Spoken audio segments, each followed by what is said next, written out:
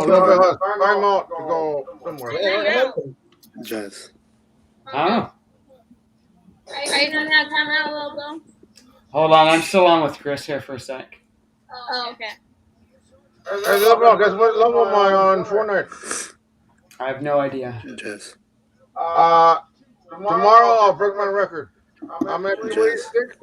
Tomorrow I'll break 287 tomorrow. My record is 286. Wait, Will, don't you have an Xbox? Yeah, I have a Xbox Series X. So why don't you play Fortnite with us? Tomorrow. Good. Jazz, could you hear me? Download it. Play Fortnite tomorrow with us. Yeah, download it.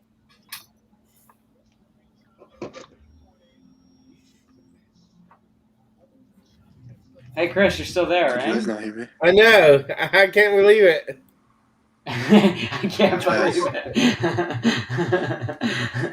That's funny, Chris.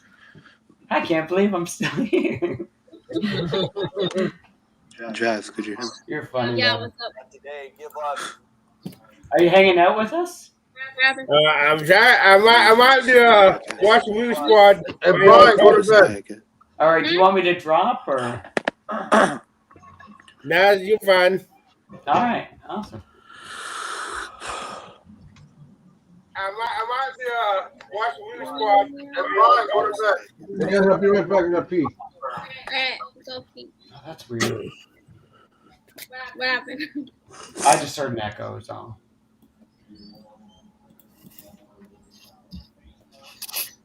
That's weird. I'm streaming on 2 different sites at the moment.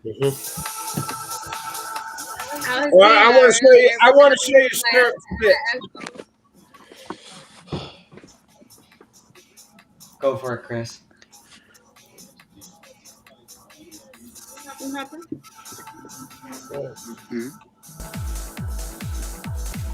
Sheriff. That's a pretty girl. Wish she's got her arms like I that. love that car though. Want me to hear That's it a now? nice car. This part of the arm right there, Want me there, to hear it now? fit. You know what kind of car that is, Chris? Looks like a Porsche. I have no clue. Huh? Looks like a Porsche. Like a Porsche.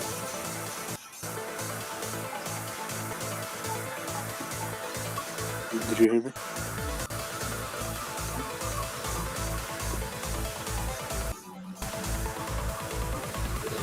Jazz.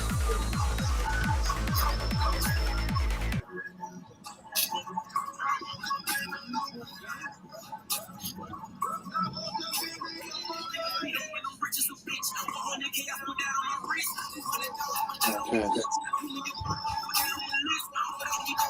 I haven't heard this song forever. What? I thought you listened to the song when you work out. Could you not? Or you not? Aw, come here, baby. We have to finish the musical. Let me take this off. Let me take Been working on something all day. There you go, baby. Jazz. There you go. Is that better? Musicals. Yeah. Why are you ignoring me? What? Why are you ignoring me? What are you talking about? You're ignoring me. I You're responding to Will, but not me. can't hear you. You talk low. Do you want me to be here or not?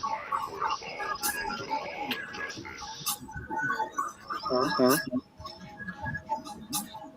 Did you say no? I added you to video, right? I don't know. Yeah. Yes. Chris, what are you watching here? What is that? Huh? What is that you're watching? I'm trying to find a good show to watch. I didn't watch it Excuse me, now. friend. What did you say? Pretty trippy, whatever the hell it is you're watching. Oh, it's Super Friends.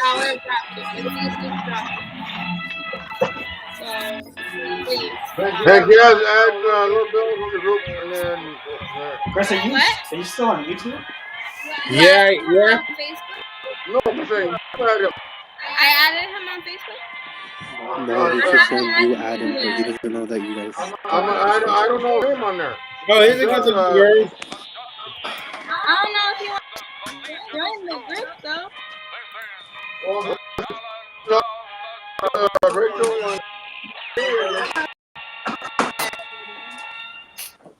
You gotta ask him. 'Cause I don't know. Why wouldn't he want to talk to Rachel? Again, everyone, and this is Walby from Walby.dvnr.com. well, guess what? Rachel don't want you in the group, so.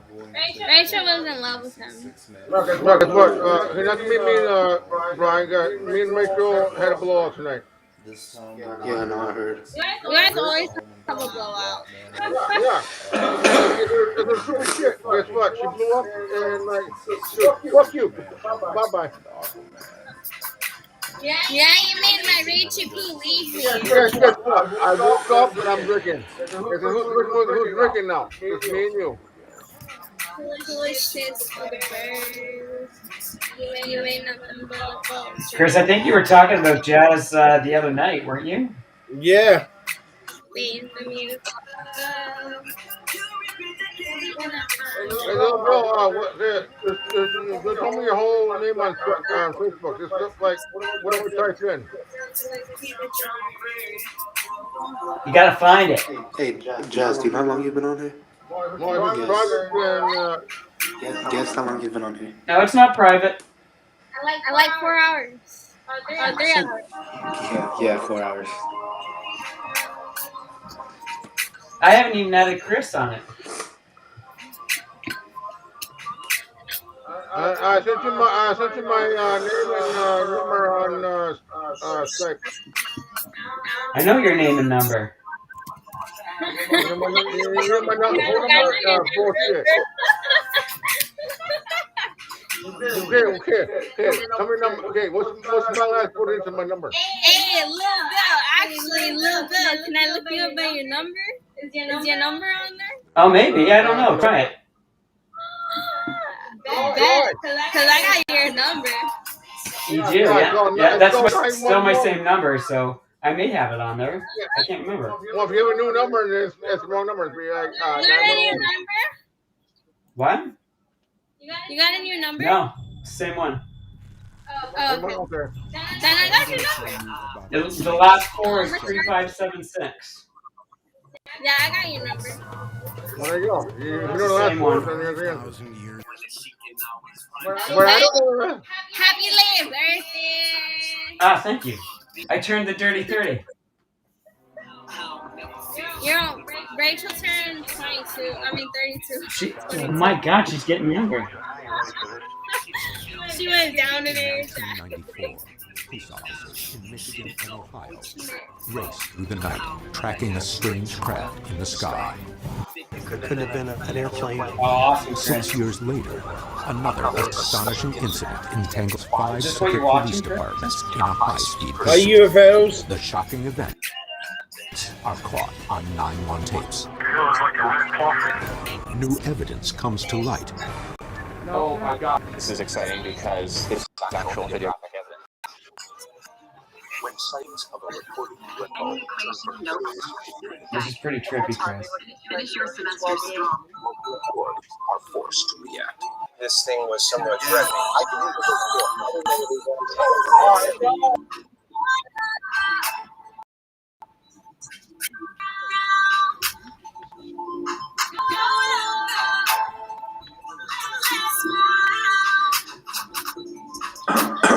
Every time I put the camera on.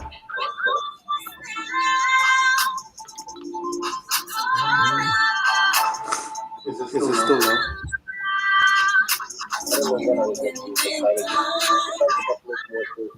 for my handgun initially. December 14th, 1994. An unusually warm night in Trumbull County, Ohio. Around midnight, while most of the town sleeps, a Liberty police sergeant takes a call from a local 911 dispatcher. She's receiving reports of huge lights hovering in the sky. These are actual police recordings from that night. So I have another report, but also we've been advised by callers there's a blue-green object hovering, no noise.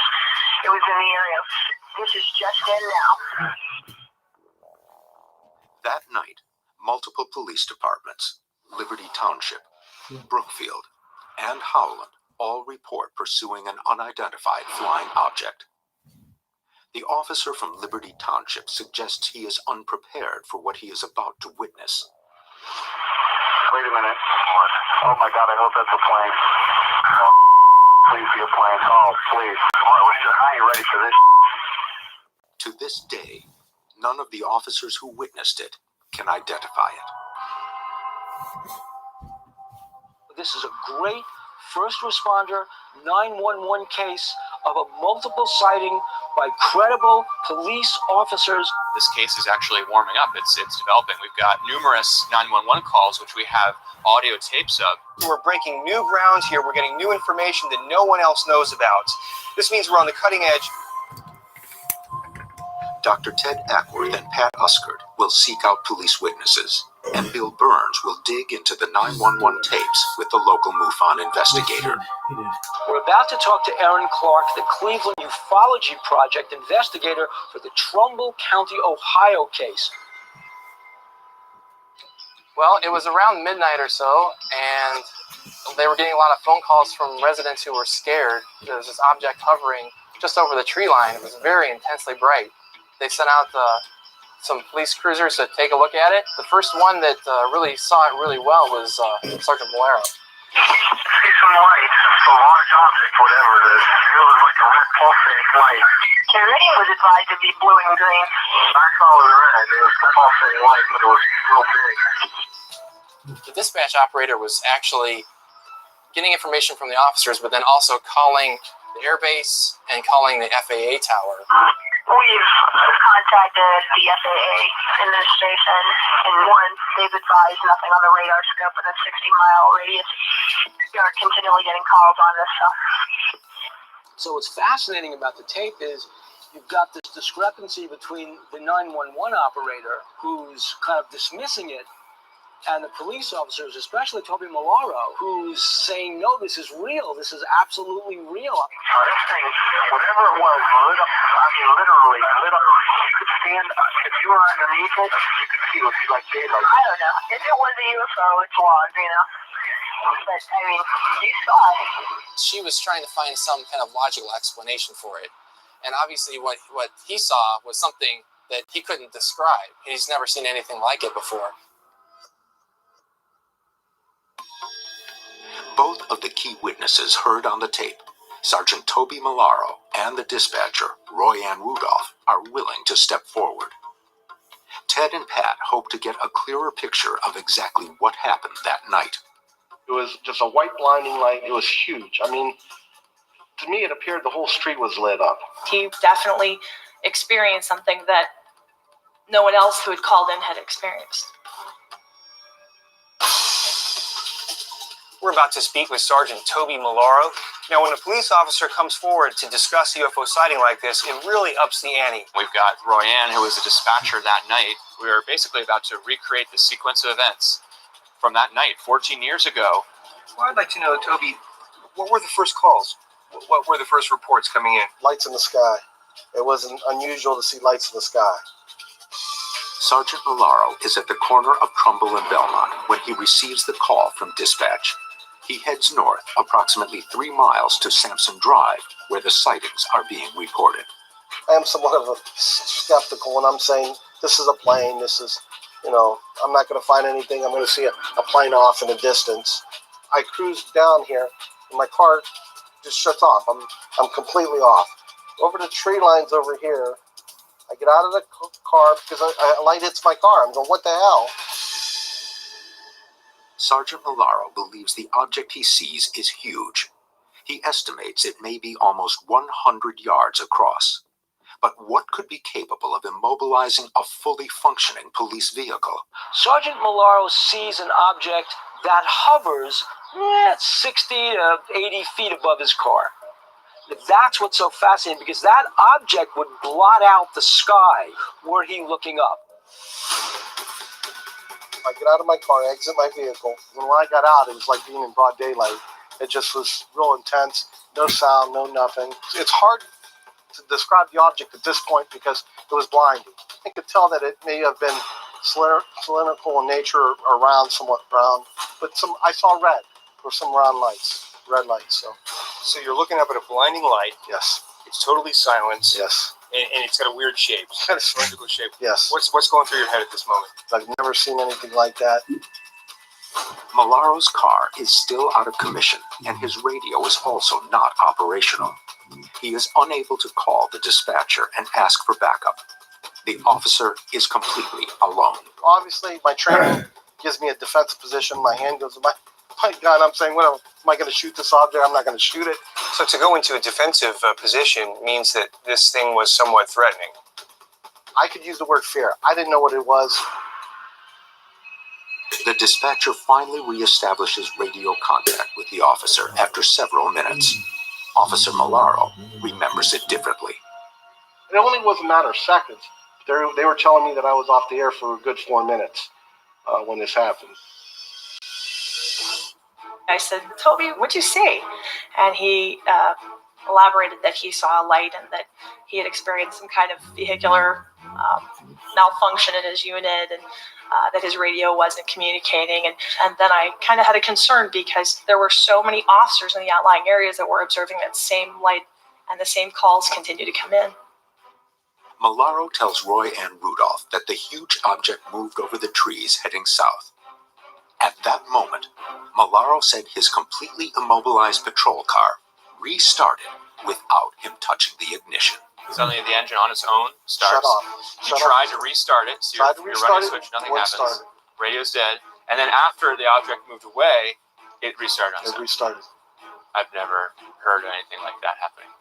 I've never experienced anything like that, so that's two of us.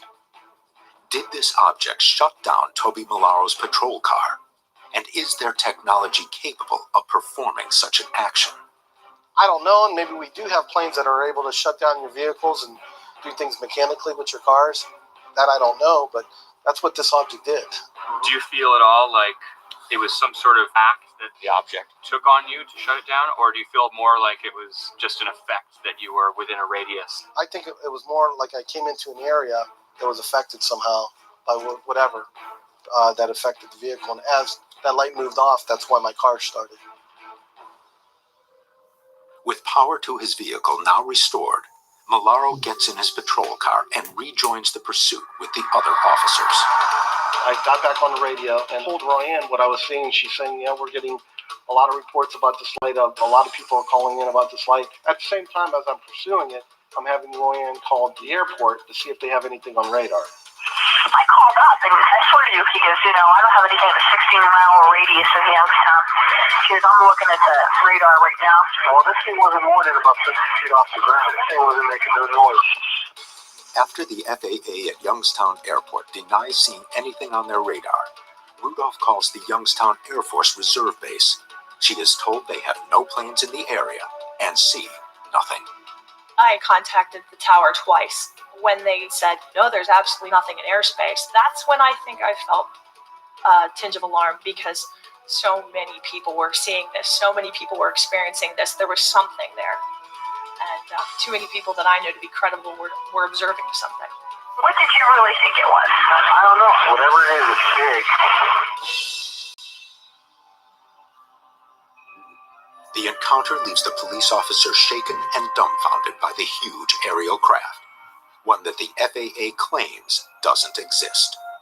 I pulled in the parking lot. I had to gear down a little bit because I didn't know what I just saw, what I didn't see. I start questioning myself, going, what was that? But one additional witness comes to the forefront. Roy Ann Rudolph, concerned for the officers in the field, decides she has to see the object for herself. Not only was she fielding calls from panicked citizens and in constant communication with Sergeant Malaro, but she also admitted to us something that she's never told anyone else before, that she actually left the station, went out, and saw this object herself. I did accompany an officer from a local municipality to see what he had been seeing. I can't say it enough. It was a unique experience. I couldn't tell you what I was looking at. I sat very still, and then all at once made a very erratic jutting movement off, and that was the last I saw. Royanne admitted that she saw the 100-yard light that was slowly floating across the sky over Toby Malaro's car that stopped Toby Malaro's engine. She admitted she was a witness. Here we have, to me, what appears to be a totally credible police officer. And it is clear to me that something really happened to him that night. I mean, you can just feel it. And it had a great impact on him. Nothing I know would accelerate that fast. And that I found pretty outstanding. The team is investigating an alleged UFO seen in December 1994 in Trumbull County, Ohio, that might have disabled a police officer's car. But this is not the first time that Ohio police have pursued strange lights. In 1976, multiple police units from Portage County, Ohio, chased an unidentified object 85 miles into Pennsylvania before it vanished into the sky. In 1957, police in Levelland, Texas received 15 separate calls describing a bizarre egg-shaped object that disables their vehicle as it flies over. The Trumbull County investigation has uncovered a witness who claims to have had a similar encounter with a flying object on the roads of Ohio.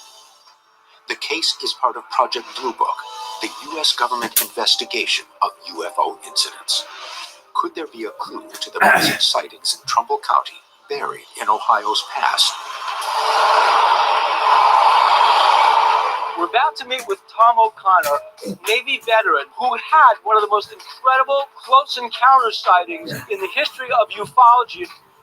I was headed west towards Chicago when I happened to notice a bright globe in the sky. Again, I pulled off and on the side of the road and stopped. Was it larger than a commercial airliner? I would say you're getting somewhere around the size of a 747.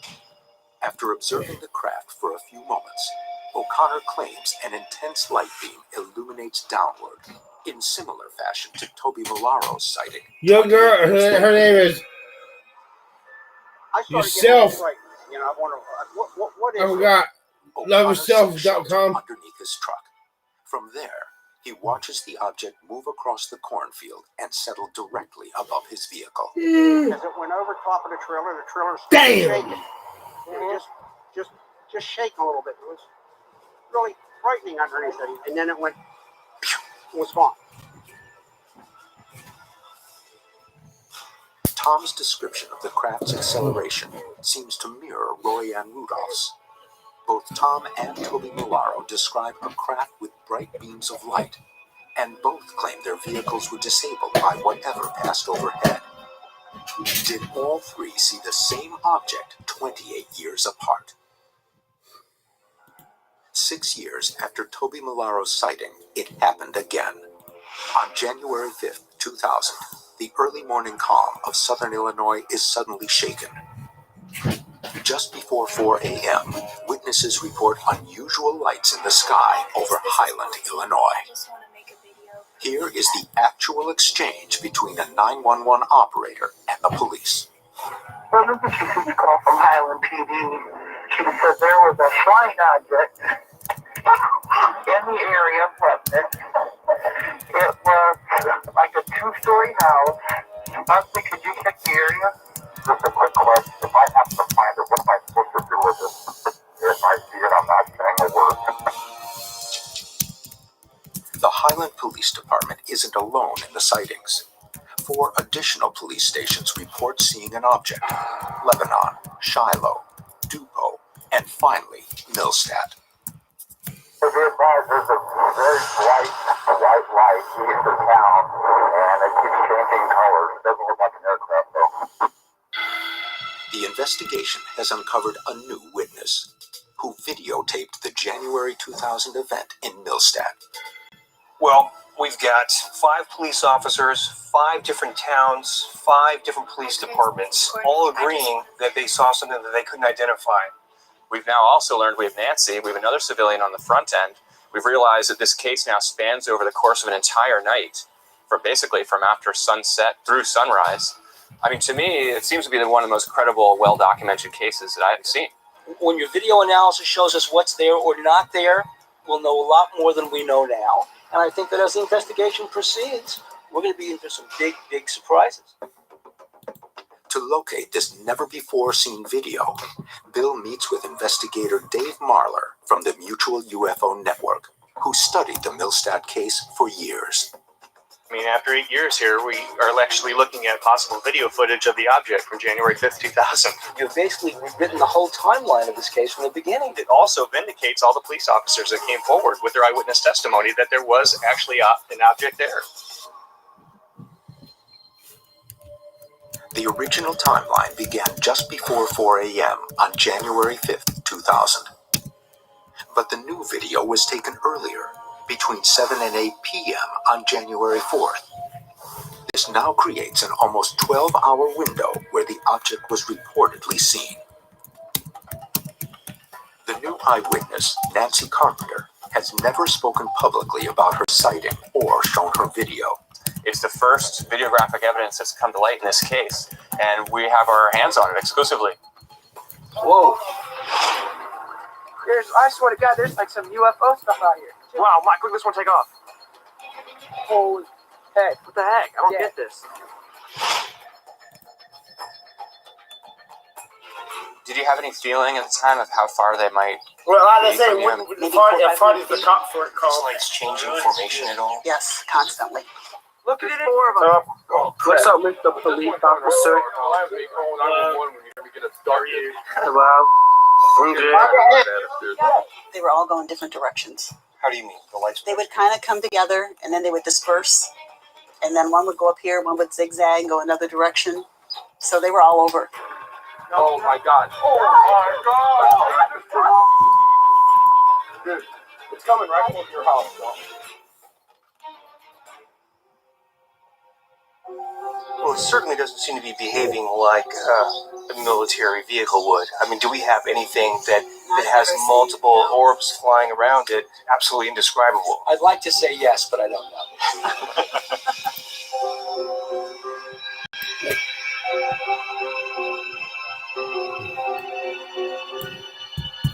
Unless it's a sortie of multiple craft that from the distance, you know, appears unusual. But we have to look at the video closer.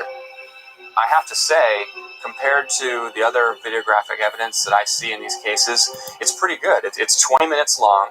It was a clear, cold night in January, so it's optically quite good. It's a pretty steady shot. A lot of the video you see, it's shaking in the hands. This is pretty solid. I'm pretty optimistic. I think we might be able to find something really useful out of it. Ted will take the video for further analysis, while Pat and Bill have tracked down one of 5 police officers who pursued the object that morning. 10 pounds 604. Go ahead. I've got that object inside also. Are you serious? It's huge. Having a multiple witness case with such credible individuals and having the police recordings that documented it at the time of the sighting was incredible from an investigator's standpoint. We were able, as a result, to establish a flight pattern.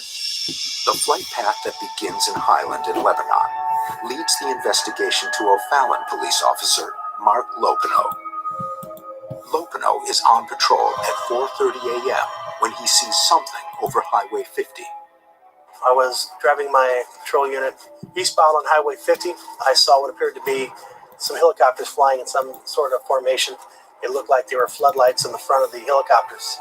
These lights were huge. I couldn't even tell you the dimension of them. It was probably 100 to 150 feet off the ground. And it was enormous. Numerous officers sight the object and report what they see to dispatch. 604, what does it look like to you? Kind of beast-shaped. 10-4, that's what Shiloh does. Now, you actually saw a triangular shape to this craft. You actually saw a body, or were you just sort of assembling the I could see formation the of lights? triangular outline of it. In between the lights, you could see like the edge of it. In between the lights, it appeared to try to camouflage itself with the sky as it moved. It almost made a 90-degree turn. It was going very slowly. They drifted away, over the tree line right here. That's why I stopped here. You see that tree line? Rolled my windows down to see if I hear an engine noise. Couldn't. Backed it up just beyond this tree line to see if I could see it again going over the field.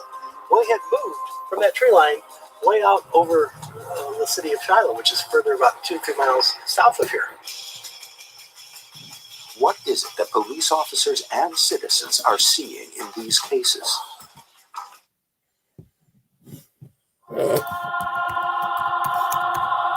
What we saw that evening was something unexplainable.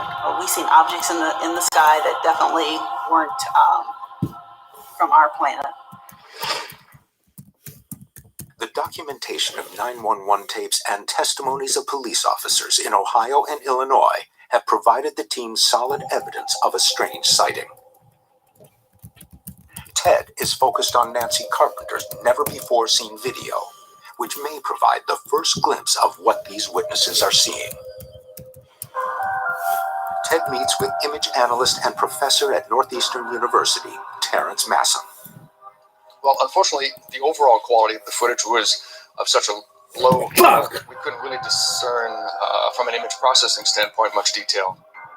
But one element of the video seems to defy rational explanation.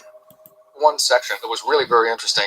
What I've done is stabilize and isolate this section of the video around the center object. There's actually motion of a secondary light source that starts in the upper right-hand corner, and it kind of does this bobbling movement.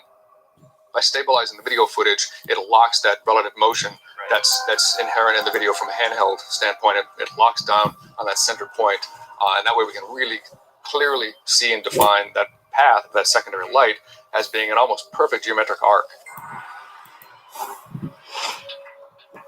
I wonder if it could be just a ghost or an internal reflection inside the compound lens of the camera. But a closer look may prove this theory incorrect. Further analysis reveals something that ties the inner light to the circling object. The really curious thing is that if you zoom in really close, the light actually is pointing at that secondary light source as it moves around. What's which wrong is with really this interesting. fucking thing? Primary light in the center is actually pointing towards and tracking the other one. We don't have The fuck any is this detail, it's just one motherfucking angle, shit? and it is pitch dark. So, but beyond that, it's a little hard to get definitive. Fucking bitch. Ted still has questions about the craft's identity, so Bill and Pat go to the origin point, Melvern Knowles Miniature Golf Course. I'm about to meet with Melvern Knoll, who was the first eyewitness of this UFO that he saw at 4 o'clock in the morning over Highland, Illinois. So, Melvern, can you show us where the light was in the sky that you saw that night? Right up in the northeast corner, a real tall light coming out of the sky. I mean, it was bright. Then it got right in line with me here, and it seemed like it just about stopped. That's when it scared me. I didn't know to run, get in my truck, and get out of here. Then it just took off real slow. Alarmed, Melvern proceeds to the Highland Police Department to report the object. The dispatcher was on duty. I told her what I seen, and she believed me. And I told her if she would call Lebanon Police Department. I said, something's heading their way. Little does Melvern know he has just set in motion a nearly 3-hour pursuit that would stretch from Highland to Belleville. You son of a bitch.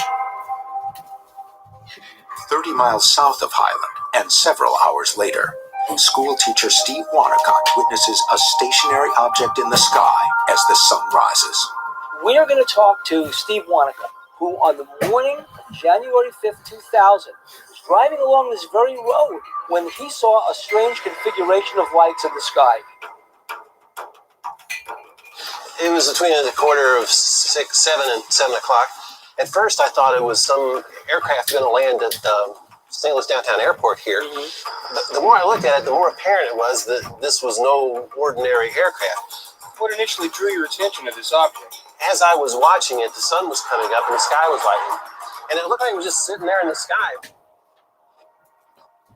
With Steve and Melvern possibly seeing the same object, Ted has brought in CGI artist John Bavaresco to interview them individually and see if their descriptions have a common link.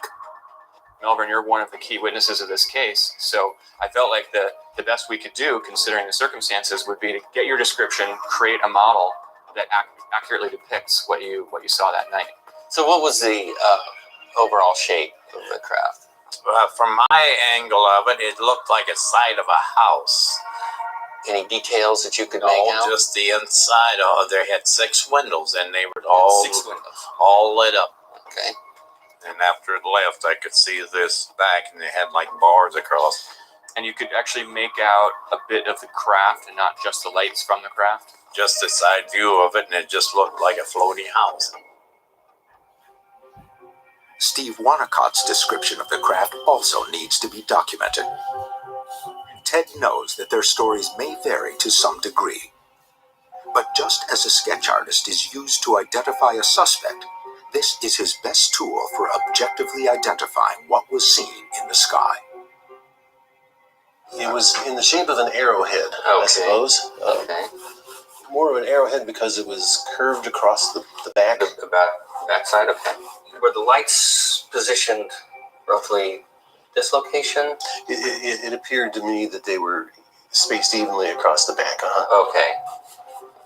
As I observed it, the sun was coming up behind me, and it became more and more clear. It was kind of a metallic finish, kind of dull, not shiny. The more I looked at it, the more it seemed different from anything I had seen. As far as I know, I don't think we have anything that would even come close to what they were doing. I kind of dismissed it as like, well, I'm not really seeing what I saw. There's a logical explanation for it. I think it was from another planet. Did these witnesses see something terrestrial or extraterrestrial? John creates 2 computer animations of the craft based on the interviews. The only way to know if the sketches are accurate is to show the finished version to eyewitnesses for verification. This is the final render. Oh wow, that's it. That's what I saw. Yeah. What do you think, Robert? And that's what I've seen. And you've never seen anything like that before or since? I haven't. It is. With both Steve and Melbourne confirming their separate renderings, there are clearly discrepancies in what they saw. Based on the conversations with Steve Wanacott, I came up with a 3D version of what I believe he saw. Melbourne saw something rather different. There are some discrepancies in their descriptions, but that could be explainable through the different viewing conditions, the time of night and the distance. The 2 objects do share some important characteristics, such as brightly lit windows and lights on the bottom of the craft. I tend to think it was perhaps more of the form that Steve Wanacott saw, as opposed to what Melbourne saw. Strictly because at night it's very easy to mistake geometric forms. There does seem to be a fair amount of overlap between the objects described, which does lead me to believe that Steve and Melbourne could have been seeing the same object. With multiple police officer accounts, digital recreations from eyewitness testimony, and newly discovered video, the team is closer than ever to the truth behind these mysteries. But one final case may prove to be the one that started this wave of modern police sightings. Oh my God, what is that?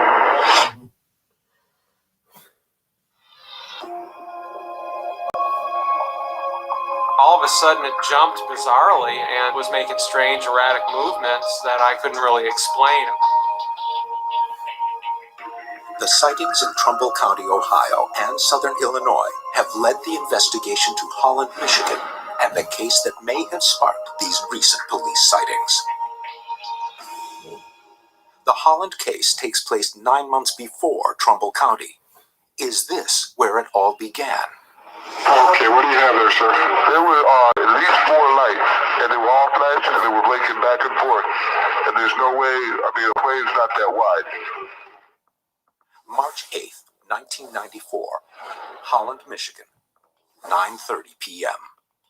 Residents gather outdoors to gaze at the aurora borealis, or northern lights. As the well-known phenomenon appears in the northern skies, an altogether different series of lights to the south captures their attention.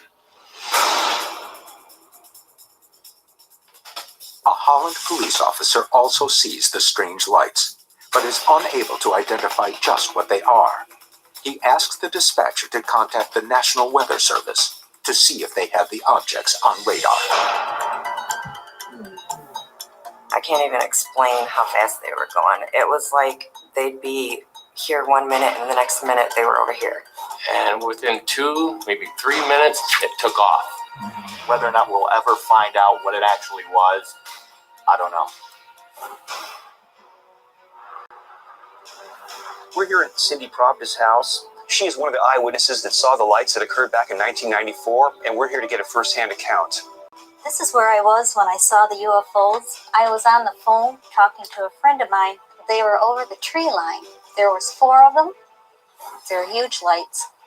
It dawned on me that UFOs in my backyard. We're talking about points of light. A ball of light. Did you see any sort of craft connecting these lights? No, I did not. And I never thought that it was one spaceship. I always automatically thought that it was 4 different UFOs.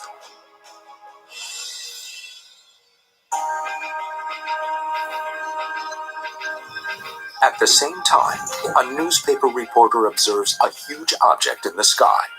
But unlike Cindy Pravda, who sees 4 balls of light, Lee Lamberts sees the distinct outline of one craft. I walked out the back door and I hear this faint humming noise, and I just happened to look up in the sky and there's this huge arc-like craft up there. It had running lights. They were like the running lights along the bottom of it, alternating white and green lights. How big is big? Bigger than a football field, maybe? At least the size of a football field. It was monstrous. Multiple people are seeing the same object. The large size is consistent with the stories from Trumbull County and Southern Illinois. If this is the same craft, the one person who may know is Dr. Michael Swords. Swords, a well-respected UFO investigator, researched the event in 1994. What I hope to do with Dr. Swords here today is to get his help to try to establish in geographic position and time the correlations between the different data. I want to see on the radar traces the same times and locations that we're getting 911 calls. Yeah, this is the National Weather Service in Muskegon. I was calling to make sure that the person that called me was really a sheriff from out of a county and not a host. He was one of our dispatchers. So what really is going on? We got a report of 3 to 4 lights going at a high rate of speed up and down and all over the sky. Dr. Swords, we have the 911 calls, we have the sightings from the ground, then we have these radar traces, and you're the only person who's actually gotten in to the radar operator to have a formal interview. We were invited into the exact area where the young man did the observations. He demonstrated this is what this kind of, say, a plane return looks like. And then he said to us something that was very interesting. He said, you know, the blips that we got that night were at least as bright as you get from commercial aircraft, but they were 4 times as big. When the radar operator first sees this thing, it is at it's high-ish, like 18,000 or so feet, but it's not very, very high. And within 15 seconds, it moves up a distance so that in order to have done that, it means it's moving about 1,000 miles per hour. None of our aircraft 14 years ago or even today, nothing could execute vertically at 1,000 plus miles per hour. That's right. Sustained over that distance. And then the very next thing he sees is perhaps even stranger. This thing breaks from one object into 3. Now, that's just fundamentally mysterious. As you listen to those 911 dispatch recordings, that's where you can see some of the emotion coming in when he's seeing in real time what the witnesses are seeing in real time. I'm getting it now at about 12,000 feet. Now I'm getting multiple returns. Oh my God, what is that? I think it's brilliant evidence. I think if you folks can make any good correlative connections between the witness testimonies as they're coming in over 911 and with the radar operators excited saying, oh, this is what's happening now, this is what happened now, you will add to this case what's been missing. There is a connection. Cindy Pravda says she observed several balls of light. Unbeknownst to her, these objects were also being tracked on radar. And now, 14 years later, the Michigan radar operator who saw these objects on his scope can finally confirm if these sightings are beyond conventional explanation. On March 8, 1994, panicked citizens begin calling in reports of strange lights to the 911 operators. Holland police pursue and locate the object and ask for confirmation from local radar. Bill has tracked down the radar operator heard on the 911 tapes. On that night, he is working in the area's official National Weather Service radar tower in Muskegon. For the first time on camera, the radar operator comes forward to help revisit the case. His name is Jack Bouchon. Jack, can you walk us through what happened that night? Well, first of all, it was a very cold, clear night. The dispatcher told me that the officer was in Holland, but he was kind of chasing the lights. I was just taking my radar and going back and forth like this, looking for something. And finally, at about 15,000 feet, I picked up something. It's this highly reflective object down there in South Haven. Bouchon can be heard on the 911 tapes conversing with the dispatcher. An officer in Holland City just sent me a message. He says, can we identify anything further? He says, it looks like 3 to 4 of them. They're just popping up all over the place. These are huge returns. I've never seen anything like this. The thing is before I could even get the sentence out, it had actually changed positions. You said, I've never seen things do this like this before. No, it was very bizarre.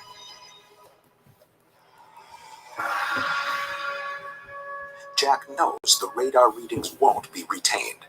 He makes a record of what he sees that night in the form of these sketches he's showing for the very first time. The officer actually said he saw what looked like the single object from a great distance away from him split up, and all of a sudden he was seeing 3 sets of lights in the sky at the same time that I was telling the